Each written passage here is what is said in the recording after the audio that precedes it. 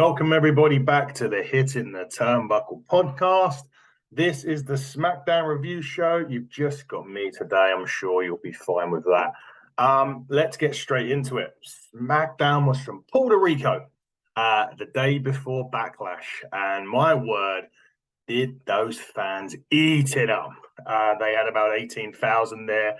Legit sellout. Great noise throughout the entire show. Different setup, being in a stadium, being in Puerto Rico. Not the usual Smackdown setup, but nevertheless was fantastic.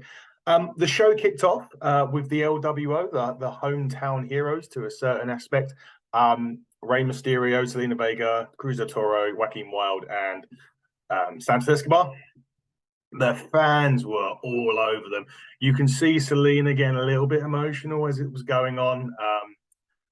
The Judgment Day interrupted to quote nuclear heat, especially Dominic, who could barely talk. I mean, he's getting better and better and better as the weeks progress. He is working wonders at Judgment Day.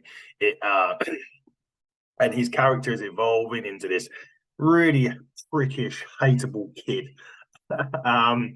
Anyway, as the segment was going on, they made a match. Well, Rhea initially said to Rey, you face me. Rey was asking for a WrestleMania rematch with his son. Rhea comes up and says, how about you fight me? And Rey basically then said, why don't we make it a tag match? You and Dominic versus me and Selena. They agreed. And as they were walking out the ring, they just got out. Dominic ran back in and slapped Rey Mysterio as he was cuddling or hugging with the LWO, and then run back out like a kid. Really strong opening segment because, as again, the crowd are hot. They're for the LWO. The fact that the Judgment Day come out, made this match, and then hit Rey at the end. The other funny bit about it was they gave a shirt to one of the fans. As they were coming out, the LWO gave a shirt to one of the fans as they were coming out. And when the Judgment Day came out, Dominic took the shirt, ripped it up, threw it on the floor, and stamped on it. Usual heel stuff, but really well executed. So, again, shows you how far Dominic is coming along as a heel. He is doing a wonderful job. First match on the show, a little bit of a throwaway. And I think we're going to get into this sort of throwaway filler because we've had the draft and we've had people move into Raw, move into SmackDown, coming up to SmackDown from NXT. And this is one of the matches that kind of fits that mold. We've got Luke Gallows and Carl Anderson of the OC went against the Viking Raiders. Now, both of these groups switch shows. So from now on going forward, the OC are going to be on SmackDown and the Viking Raiders are going to be on Raw. And it started last week when the OC come out and had a bit of a confrontation with the Viking Raiders. And I think the Viking Raiders ended up getting beaten then as well. AJ hit the phenomenal forearm at that point. But this was the match. So that was the setup, and now we got into the match. AJ was on commentary, and to be honest with you, it kind of overshadowed it because AJ is clearly the star of this piece. Absolutely clear. There is no question about it. He is way ahead of the other two. Gallows and Anderson ain't exactly slouches, but AJ's just this up here. Hard fought match, nice start. Obviously, Michin, Mia Yim, and Valhalla are in the corners. And there's a couple of good bits there. Ivar delivered a really big splash onto the top to Gallows, but there's a bit where he just broke up the pin. The end didn't come across where Michin, Mia Yim wiped out Valhalla.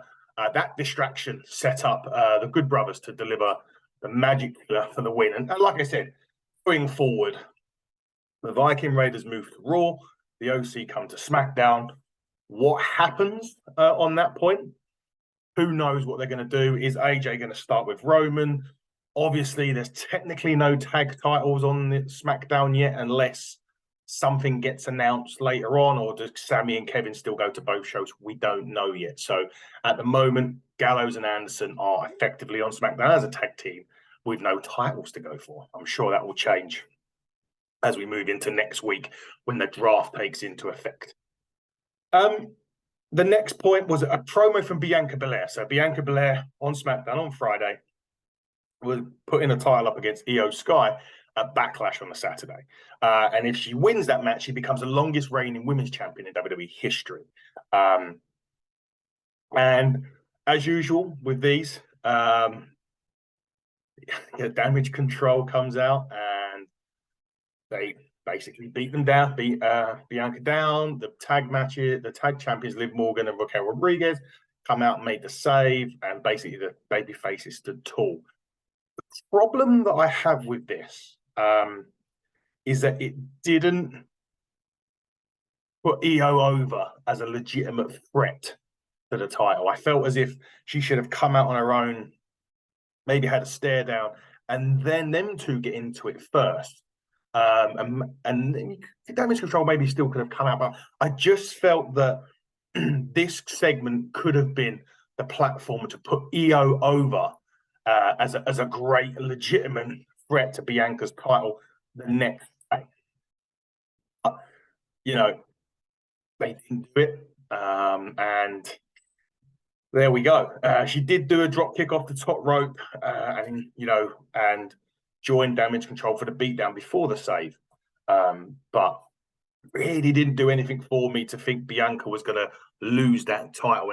And obviously, she's the Raw champion on Smackdown. So they're going to have to look at that going forward. Even if Io Sky was to beat Bayley at Backlash, even if Io was to beat Bianca at Backlash, the Raw title would still be on SmackDown.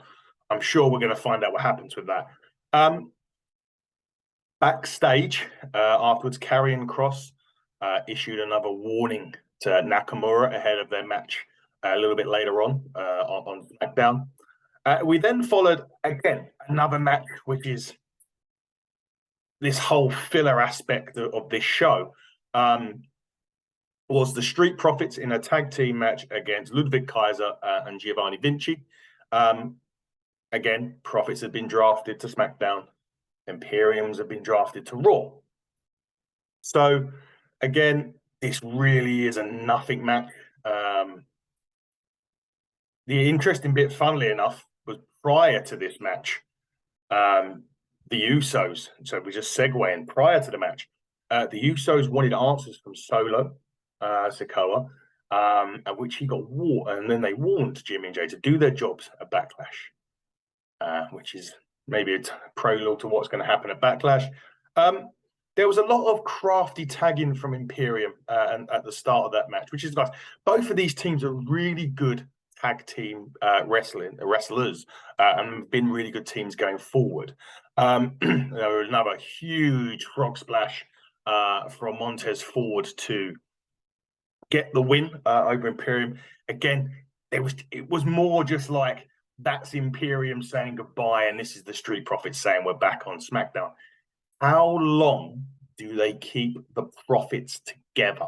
That is the question that we need to know. Montez Ford has been threatening this breakout as a single for so long that at some stage the WWE are going to have to pull the trigger and let him go. The issue was they had the perfect chance to do it in the draft, but they chose to draft them as a team where, again, that's where the draft kind of let itself down, in my opinion. These should have been single picks. In that case, they could have done the draft. They could have done the split, but they didn't. So they're together for now. What does this do going forward? Again, SmackDown doesn't have a tag title at this moment in time if Kevin and Sami don't defend on both shows. Do they introduce a tag team title to SmackDown? Or do Sami and Kevin still have the way, well, can they still go to SmackDown to defend their titles?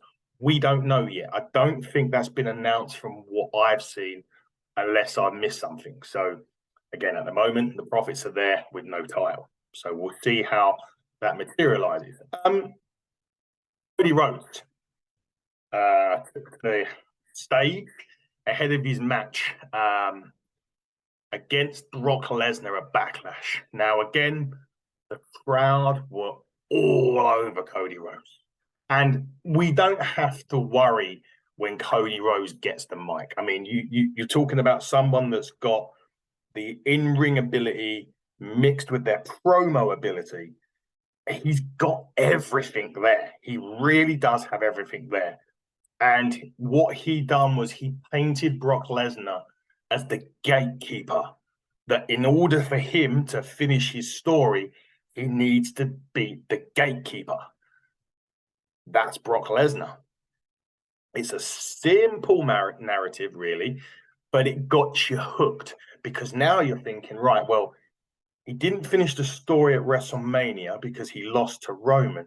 But what he's now saying is something that he didn't want to be called in AEW, which was the gatekeeper. He's got to beat Brock Lesnar.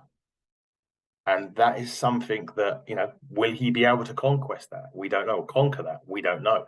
There's another brilliant video package. The one thing that WWE do beyond any company, they can make a match between two midgets look like a Hollywood blockbuster film. And they've done that with Rose and Lesnar. I was already invested in the match because it was, Brock is always a WWE's special attraction. So for him against Cody, even with no real sort of like story behind it, I could believe it. And the promo from Cody would make a general fan invest and believe in it because they now see Brock as this gatekeeper to the title and that Cody has to beat him in order to get through. So it done its purpose. It served its job. It was a fantastic promo, as usual, to be fair. But it made it a match with no build, little to no build, a lot more investable. So obviously kudos to Cody Rhodes for delivering again like he normally does. And we'll see what that does at Backlash against Brock. The next match on the card was Karrion Kross versus Nakamura. Now, again, this had already started a couple of weeks ago. Kross had already delivered a warning to Nakamura via tarot cards. He already attacked him. And again, Nakamura's going to Raw. Karrion Kross is staying on SmackDown.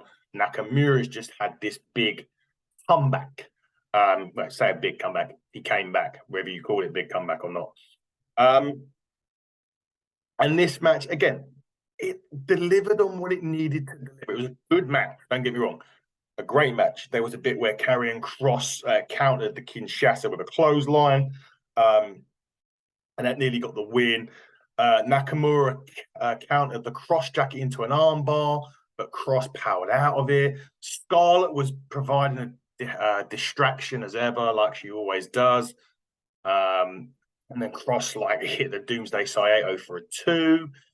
Nakamura was firing up every now and again on Kross, and the crowd were loving it. And in the end, Nakamura defeated Kross with the Kinshasa eventually for the win. Really confused about this. Karrion Kross has got everything you need in a champion, or at least somebody that should be title contention, whether that's world, whether that's IC, United States title. He's got the entrance, he's got the woman, he's basically really should be positioned as a top heel, in my opinion. He can't buy a win to save his life right now. And it's really hard for me to sit there because we all know how good he is. You go back to Impact when he was Killer Kross, he was brilliant. And Scarlett is a great asset for him by his side. She can get involved.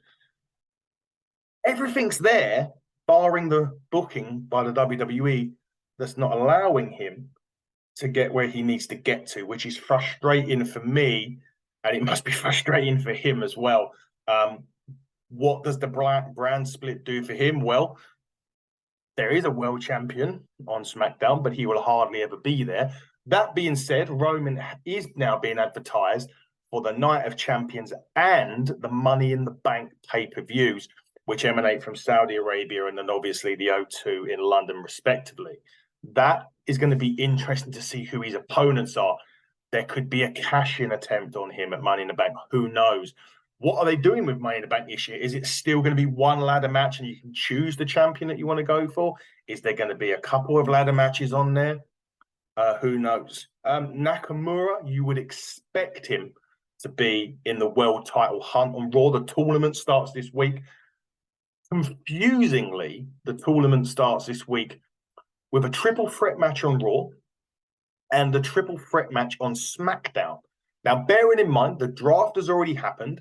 The draft picks and everything start Monday, but there's still a triple threat on SmackDown, and there's going to be some going through the weeks until we get to Night of Champions, which will be the final. And then if a SmackDown guy wins it, they're automatically drafted to Raw. Confused much? Anyone? I certainly am. Because what's the point in the draft? What's the point in shaking everything up and then having a SmackDown guy win the world title tournament and then being back drafted to Raw?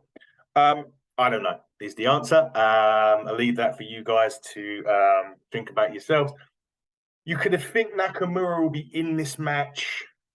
I can't see him winning it. I personally think it's down to two individuals in particular, and we'll get onto them too, either on this show or on the Backlash review show that I'll be doing later on, after Backlash.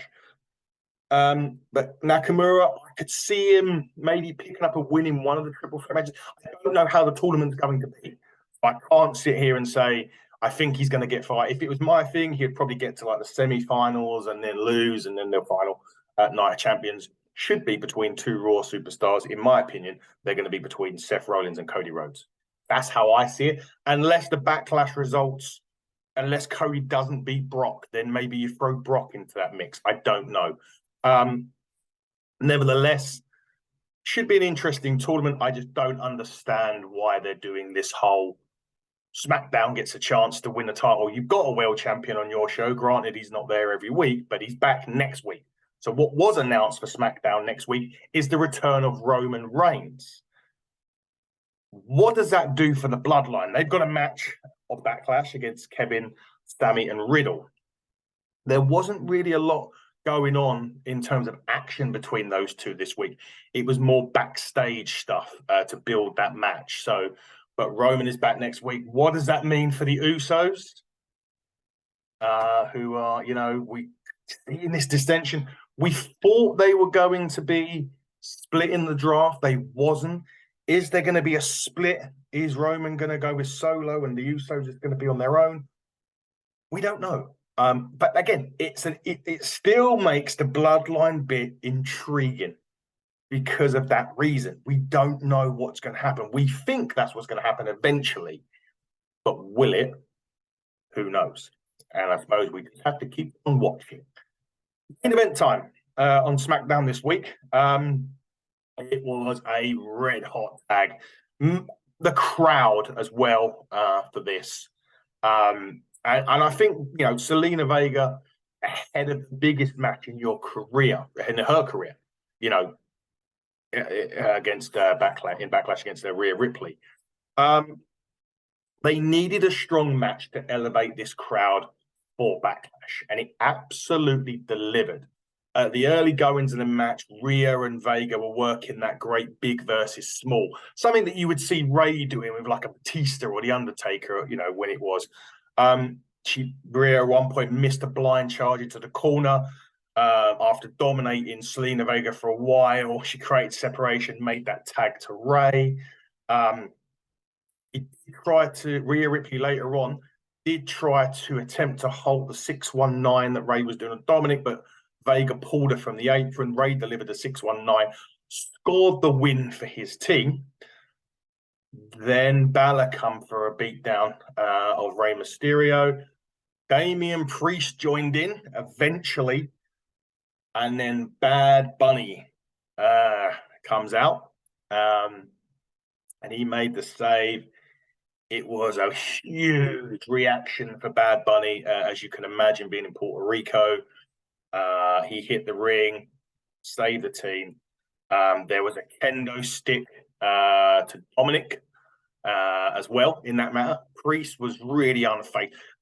For me, as this segment built the street fight as well as Selena's match, but it also built Damian Priest, and I'm expecting huge things from Damian Priest, even at the pay-per-view going forward, because I think he's got it, and I think that going forward, Priest should really start to elevate himself to a higher level up that card, because he really is the real deal, in my opinion. We'll find out what happens at Backlash on Saturday, if he gets to get the win or not against Bad Bunny. I don't think he will. I expect Bad Bunny will take the spoils in that one, as it's a street fight. I feel as if the match was one-on-one or a tag, the Judgment Day may have got around to winning it. But I think as a single match and a street fight in particular,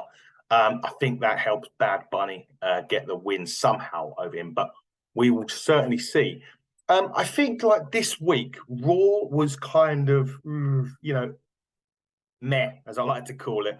And I think the pressure was on SmackDown to get that ball and smack it out of the park. And I think they did it, but I also would say if it weren't for the crowd, I'm not sure it would have come off as well as it did, And I also think on the card that, going forward to Backlash, although Cody and Brock is apparently main eventing, I think that Bad Bunny and Priest is, from an anticipation point of view, mainly for two things. The good booking. WWE have booked this really well, this LWO Judgment Day feud. They've booked it well. So that's helped.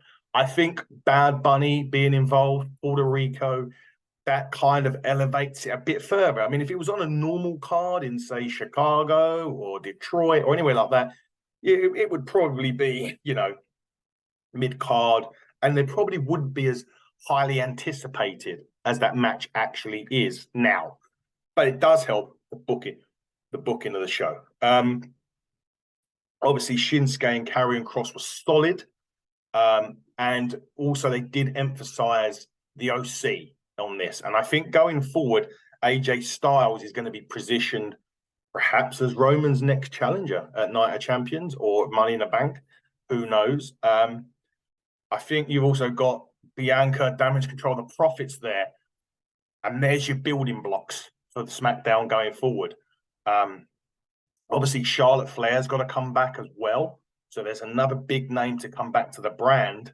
So that is really setting some solid foundations. Now, what we've heard since is that apparently the Fox relationship with WWE may be coming to an end this year. So I think the TV rights are due next year. The rumors are going around that it's going to be NBC that could take SmackDown going forward from 2024, I believe, or 2025. Interesting times there for SmackDown, but I think the foundations there are built to be a very strong show going forward into the future. But overall, I think, it wasn't perfect. There was a little bit of pacing issues, I think, with some of the in-ring stuff. But, if you had me to ask which one I preferred, the crowd massively helped the SmackDown show with some solid but some, a little bit of issues, but some solid matches on the card for SmackDown. I thoroughly enjoyed it. I think, again, the crowd helped. But it made me a bit more excited for some matches at Backlash that I wasn't maybe as excited for until this match or until SmackDown aired. So overall, really good show. And we move forward now to Backlash live from Puerto Rico, same arena. I'm expecting the same kind of noise from the crowd. Coming out of Backlash, I think we'll get an idea of the stars of WWE are getting ready for the world title tournament. Cody Rhodes and Brock, I think whoever wins that will have a big momentum going into it. Seth Rollins has got Omos. We're not sure about this. I think there was a lot of negativity around that match. So we'll see how that match pans out. Does it elevate Seth Rollins? Does it move Omos into a position where he's in title contention for the Raw Heavyweight title? We don't know. Will we see any titles change hands? I can't see Rhea Ripley losing against Selena. I know it's Puerto Rico. She's going to be with her family. I don't think that's enough to take the title off Rhea so soon, because she's only just won it from Charlotte at WrestleMania. And I think that would really damage Ripley's credentials and career going forward if she was to lose the match straight away. Bianca and Io, I don't think has done enough for me to put Io in contention to even win that match. I think there's been too much realization on damage control as a whole rather than Io as a single. And I think if Io was positioned in a bit stronger on her own, we could say she's a legitimate threat here. This could change. In NXT on her own, she was fantastic, but she was positioned very strong. At the moment, I don't think she's been positioned strong enough for me to take her seriously, and maybe to take you guys seriously as someone who would actually beat Bianca for the title. We shall see. Obviously, we got to Seth and Omos. What's going to happen there? Who's going to come out of that stronger, ready to get that next step? Bad Bunny and Damian Priest. I'm expecting actually a really good match. Bad Bunny is one of those people that he's one of those guys that come in who's not a wrestler. He takes it seriously. He does the training and he puts some great matches on. So I am expecting that match to be really good. It could also help Damian Priest elevate himself. I mean, he doesn't need to, in my opinion, but you do sometimes get the feel that when they go against these, outside guys, like Seth Rollins took on Logan Paul, he took on Omos. Now we're sort of expecting Seth to go ready up for the main event and look for the title. And Seth can pull a good match out of anyone, but Damian Priest's turn now to say, hey, don't forget me. I'm still here, and I'm going to help against Bad Bunny. Who wins it? I think Bad Bunny wins it, just because it's Puerto Rico and it's a street, like I said, it's a street fight. So I'm assuming that Bad Bunny picks up the win somehow in that match. I don't know how, but somehow he picks up the win and goes on to wherever he does, probably selling out some more music. And Damian Priest hopefully does enough to elevate himself to get to, he should really be in that world title mix, to be fair. Maybe he goes for the Intercontinental, which is now Raw, but that's Gunther, and that'll be a great match to see, don't get me wrong. But I think it's Priest's time to shine. Like I said earlier, I don't think there's enough in Zelina winning that match. I think it's way too early in Rhea's reign to come out of that with a loss, unless it's a DQ. She could win it by DQ. That could be something that happens. But I think they're going to want to book Rhea going strong. So I can't see her losing that title anytime soon, in my opinion, of course. The six-man, where do they go with that? I kind of think the Bloodline are due one, because Sammy and Kevin have won the last two matches, WrestleMania and the WrestleMania rematch last week. So I do think that they're probably due one. And I think probably if it does happen, it will come from Solo, because the way it's looking and the way the story's being told at the moment, it's kind of like the Usos are on their way out and Solo's the man with Roman, and he's really Roman's right-hand man at the minute. It's not Jay, it's Solo. So I think Solo probably gets the win there. And then Roman's big return next week. What does he do? Who is going to step up and be the Tribal Chief's next opponent? We'll find out next Friday. Cody and Brock. This is a match I really don't know. They can go two ways with this.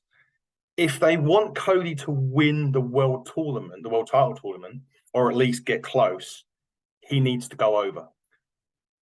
But if Brock Lesnar's going to be in the tournament, Brock needs to go over. But if Brock goes over, is it going to be one of those typical Brock Lesnar annihilations like he did with John Cena in the past? And if he does that, that hurts Cody Rhodes. So what do they do? Do they do a DQ in that one? Do they do a count out somehow? They kind of need to book these two strong. So it's a really interesting way of it's really interesting to find out the way in which they're going to go with it. It's intriguing, and that's what I like. It's a bit of intriguing. They've not had, Brock Lesnar destroyed Cody on Raw. Cody's had an element on Raw a couple of weeks ago, sorry. There's been elements where Cody's got a little shot in here and there, but they haven't done a lot of this physicalness. There's been a lot of police and security getting beaten up during this feud, but there's not been a lot of massively physical stuff apart from the initial beatdown the night after WrestleMania that Brock gave Cody. So it's intriguing, and they both need to come out of this match strong. Otherwise, it won't bode well for Cody then to go into the tournament after being annihilated by Lesnar. And Lesnar is still the WWE's marquee attraction. So they need to get this booking right, and I'll be interested to see if they get the booking right. But guys, that is SmackDown. I've previewed a bit of Backlash in this as well. Thought I'd give you a bit extra bang for your buck, even though we're not charging you mofos yet for anything, or yet. We never will, of course. But it's been great to have myself on board the show today. It's been great to review SmackDown for you guys. We will be back with our Backlash review. I'm looking forward to it. It's a filler show, but I'm looking forward to seeing what they do. Big shout outs to the guys at Pro Wrestling Carnage who have got their show, The King's Coronation, on Sunday. Shout out to Matt Cast, who's doing his windmill challenge this weekend. I hope you do very well, Matt. Bring it home. All the best. And guys, we will be back very soon with our Backlash review. Until then, guys, buckle down and stay safe.